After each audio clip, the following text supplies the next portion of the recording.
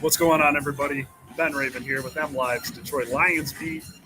The Lions win 36-27. Man, that was a near picture-perfect first half of the Detroit Lions, and they do just enough in the second half to hold off the hard-charging Commanders. It was an impressive fight for the Commanders there. But, hey, there's a lot of highlights to go through. There's not many lowlights, but there's a lot of highlights because this was an impressively, the first half was dominating. That's really impressive when you're missing three interior starters on your offensive line. When you're missing a guy like Amani Owarriye on the outside and you're going against guys like Terry McLaurin, Curtis Samuel, Jahan Dotson. I mean, that was a very, very impressive game called by Aaron Glenn today. Aidan Hutchinson, 3 first-half sacks. Excuse me, I'm trying to keep my records in a row here. At 22 years old, in 40 days, he's the 4th youngest player in NFL history to have 3 sacks in a game. That's Amon-Ra St. Brown. It's his first career game with multiple touchdowns. But this guy, Amon-Ra St. Brown, I mean, he is an absolute stud. When they needed to play the most, they put the ball in his hands. He had that 53-yard run, I think it was, the 2 touchdown catches. He's got 8 catches in 8 straight games. So that's tied for an NFL record. He's got 6 straight games, 8 catches, and a touchdown.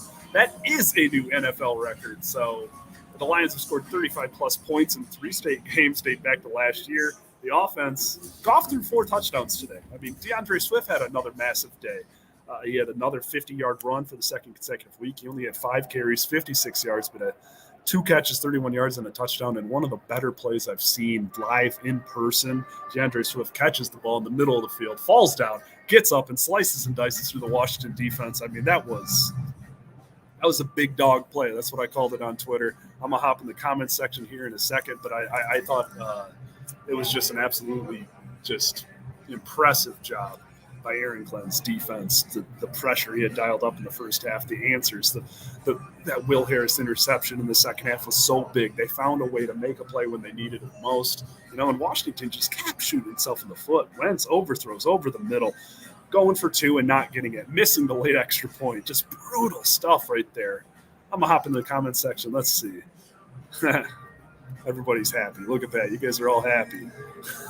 You're happy. I'm happy. It was a really fun game to cover. Lions win 36-27. They're 1-0 on the season. I'm just going to go through my notes here just in case I didn't miss anything, but just a wildly impressive game from Charles Harris, from Aidan Hutchinson, from Jared Goff, up and down moments, no doubt. Was not perfectly crisp again, but my goodness, the two or 3 final drives in the game for the Lions offense, he was lights out, crisp, did exactly what they needed him to do, and just let's the most impressive thing from this game, Amon-Ra St. Brown's records, Swift's impressive touchdowns, Hutchinson's record-setting first half, but let's go through the Commanders' first 7 drives. Punt, safety, punt. They didn't have a first down until the 5-minute mark of the second quarter. Now, they came out swinging in that second half, no doubt, but, I mean, what an absolutely just strangling defensive performance in that first half. The pressure was dialed up. It was strong. It was very strong, considering that they were down multiple starters on the offensive line, considering that they were down the leader in their secondary, Amani. I mean, that's a tough break right there. Not having Frank in the middle, not having Jonah in the middle against that interior defensive line for Washington. Jonathan Allen played today. I mean, that was impressive. Dan Skipper got the start at guard. Logan Stenberg got the start at the other guard. It was Evan Brown in the middle. And, I mean, hats off to Brad Holmes for bringing a guy like Evan Brown back because he had a heck of a block on that 50-yard run by DeAndre Swift.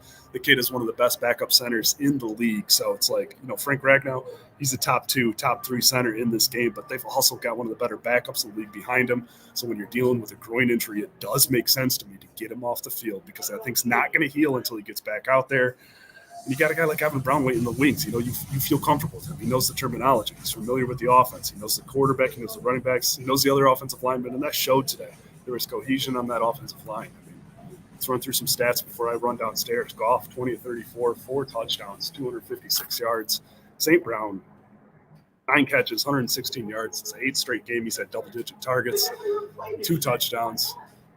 Goodness, he had 2 carries for 68 yards. Jamal Williams had another solid day, 4.4 average on 12 carries, 53 yards. Craig Reynolds got in on the fun, 3 carries, 16 yards. I believe he had a first down catch as well. The drops were That's the one low note, and I'm not going to hit it too hard because it's hard to not like that performance from the Lions today. But the drops kind of showed up again.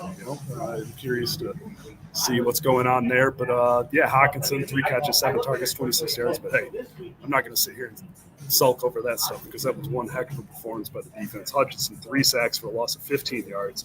Rodriguez had a quarterback hit. Will Harris had the interception. Deshaun Elliott had 2 quarterback hits. Julian Okwara, 2 quarterback hits.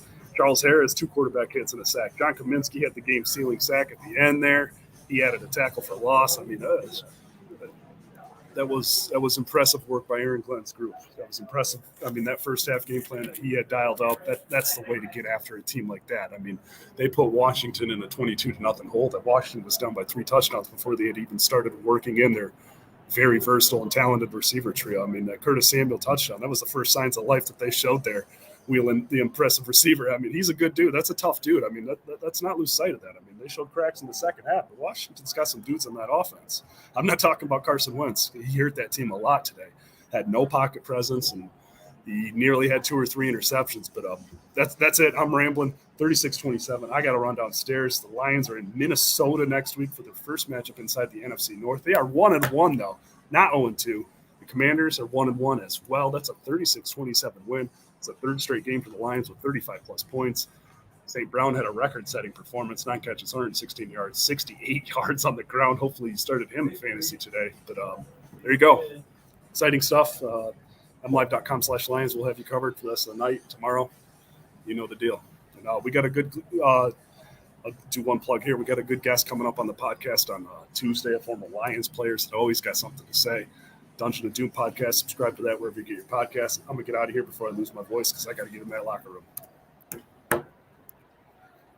Apparently,